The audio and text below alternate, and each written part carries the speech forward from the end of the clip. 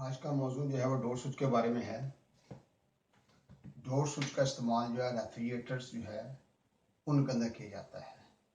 Single door refrigerator हो, double door refrigerator हो या नो फ्रॉस्ट रेफ्रिजरेटर है या डेड कूल है, इन तमाम के अंदर जो है डोर स्विच का इस्तेमाल किया जाता है। ऐसा है कि हर रेफ्रिजरेटर के अंदर जो है लाइट का इंतजाम किया जाता है, रोशनी का इंतजाम किया जाता है, उसके अंदर एक बल्ब लगाया जाता है। वो इसलिए कि दिन के वक्त तो रोशनी अगर ज़्यादा है तो चलो काम चल जाएगा, लेकिन अगर रात के वक्त या शाम के वक्त या अंधेरा हो तो ऐसी हालत में रेफ्रिजरेटर को आप खोलेंगे, अंदर आपको सही तरह पता ना लगे कौन सी चीज़ किधर है, किस हालत में है। तो इसलिए जैसे ही आप दरवाज़ा खोलेंगे तो लाइट ऑन हो जाएगी, बल्ब रोशन हो जाएगा और आपको हर चीज़ जो है वो क्लियर नज़र आएगी कि कौन सी चीज़ कहाँ रखनी है, कैसे रखनी है। तो ये इसलिए लाइट का इंतज़ाम किया जाता है। तो उसमें डोर स्विच का इस्तेमाल किया जाता है। ये जो डोर स्विच होगा इसके अंदर जो है एक स्प्रिंग होगा, एक स्ट्रिप होगी और 2 पॉइंट फिक्स होंगे। ऊपर एक नॉब है। अशकाल बहुत सारी बनी हुई हैं, काम करने का असूल एक ही है। इसके जब नॉब को नीचे की दबाएंगे तो स्प्रिंग दब जाएगा, स्ट्रिप इलेक्ट्रिकल स्ट्रिप नीचे की तरफ हो जाएगी, पॉइंट उससे अलग हो जाएगी और जैसे ही हम दरवाज़ा खोलेंगे ये स्प्रिंग दबाव डालेगा और ये नॉब ऊपर की तरफ आ जाएगी, पॉइंट जुड़ जाएंगे।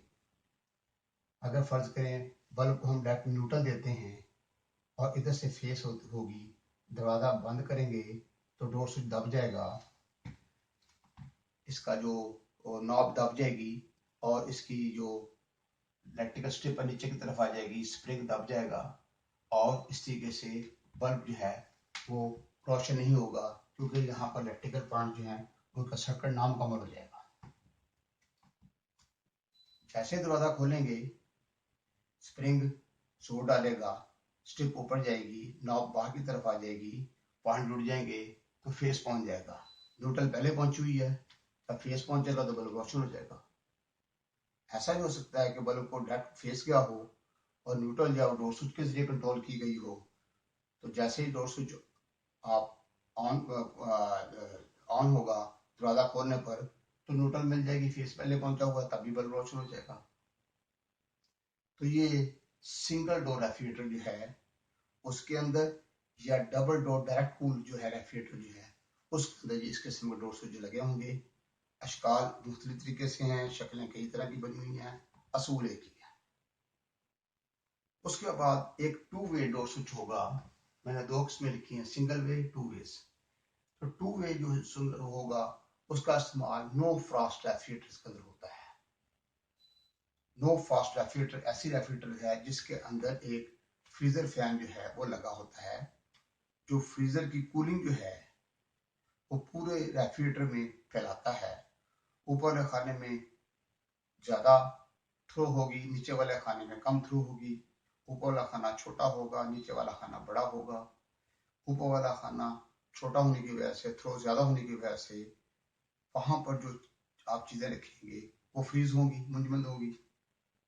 पानी रखेंगे वो जम जाएगा, आइसक्रीम सख्त हो जाएगी, गोश्त हार्ड हो जाएगा, सख्त हो जाएगा, ये सारा मामला जो और वो फ्रीज हो जाएगी। तो अब जो फ्रीजर फैन है वो चलेगा वहां पर। अब अमेरिका वालों ने क्या किया है कि दरवाजा खोलने या बंद करें पंखा चलता रहता है। उससे क्या होगा, दरवाजा खोलेंगे तो थ्रो की वजह से पंखे की हवा चल रही है तो कूलिंग लॉस होती है। जापानीज ने क्या किया है कि जैसे दरवाजा खोलेंगे तो पंखा जो है उसको उसको अगर फर्क न्यूट्रल मिली है तो फेस नहीं मिलेगी, या फेस मिला तो न्यूट्रल नहीं मिलेगी। इस तरीके से फ्रीजर फैन जो बंद हो जाएगा। अगर आप दरवाजा 2-3 मिनट के लिए भी खोल लेते हैं तो जो फ्रीजर है उसके साथ जो पंखा लगा हुआ है वो बंद होने की वजह से फ्रीजिंग जो है वही ठहरेगी, ज्यादा लॉस नहीं होगा, ज्यादा कूलिंग का लॉस नहीं होगा। इस तरीके से वो अच्छा तरीका है जापानीज का कि दरवाजा जब खोलें तो पंखा बंद हो जाए, दरवाजा बंद करें तो पंखा फ्रीजर फैन चल जाए। ये तरीका कार इसका अंदर इख्तियार किया गया है।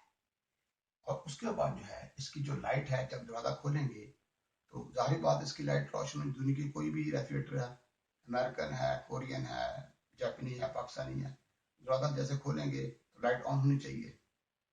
इसी तरह से उसमें 2 वे स्विच लगा दिया गया है। जब आप मेन की तार आप देखिए इधर दी हुई है, हमने फर्ज करो फेस इधर दिया हुआ है, सेंटर में गौर करें जरा। तो अगर हम स्विच दरवाजा जो है बंद किया, इसका तलक इसके साथ हो गया, इसके साथ खत्म हो गया, बल्ब जो है वो कैबिनेट लाइट जो है वो ऑफ हो जाएगी और फ्रीजर फैन चल जाएगा।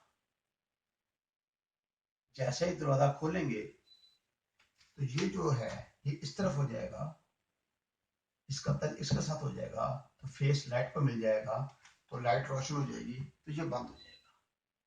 फर्ज करें हमने फ्रीजर फैन और लाइट दोनों को न्यूट्रल दी है और फेस इसके जरिए कंट्रोल कर रहे हैं, तो दरवाजा बंद करने पर जो है स्विच जो है वो लाइट का सर्किट नामुकम्मल कर देगा बल्ब का, और फ्रीजर फैन का सर्किट जो है वो मुकम्मल कर देगा, उससे फ्रीजर फैन चल पड़ेगा। अगर 3-4 घंटे तक लगातार दरवाजा बंद रहता है तो फ्रीजर फैन चलता रहेगा, वो ऑन रहेगा, और जब दरवाजा खोलेंगे तो फौरन फ्रीजर फैन जो है उसकी सप्लाई बंद हो जाएगी, वो रुक जाएगा और कैबिनेट लाइट जो जल जाएगी। ये भी हो सकता है कैबिनेट लाइट जो है और फ्रीजर फैन को हम फेस डायरेक्ट दे दें और न्यूट्रल के जरिए कंट्रोल कर लें, तब भी ये पॉसिबल है। इसलिए ज़हन को खुला रखना है कि मकसद सिर्फ ये है कि लाइट है या फ्रीजर फैन है, इन दोनों को न्यूट्रल फेस मिलेगी तो चलेंगे, नहीं न्यूट्रल फेस मिलेगी तो नहीं चलेंगे। अब जो हमने पहले स्ट्रक्चर पढ़ा है वो हमने वो पढ़ लिया था रिले के बारे में। रिले जो एक तार पे लगती है, सीरीज में लगती है, ये आपको बता दिया था। उसके बाद जो ओवरलोड प्रोटेक्टर है फास्टी वाला, वो भी एक तार पे लगता है। अब हमने इसके बाद थर्मोस्टेट को समझना है, फिर हमने एक पूरी रेफ्रिजरेटर का डायग्राम बनाना है। उसके बाद जो वेट कूल है, सिंगल डोर है, उसमें हीटर इस्तेमाल नहीं होता आमतौर पर, और जो डबल डोर है उसमें नीचे वाले खाने में नीचे वाला वेपोरेटर जो है, नीचे वाली वेपोरेटर प्लेट है, उसमें अक्सर कंपनी, सारी कंपनी नहीं, अक्सर कंपनी वहां पर एक कमर्शियल हीटर लगा देती हैं ताकि डिफ्रॉस्टिंग जरा जल्दी हो जाए, बस।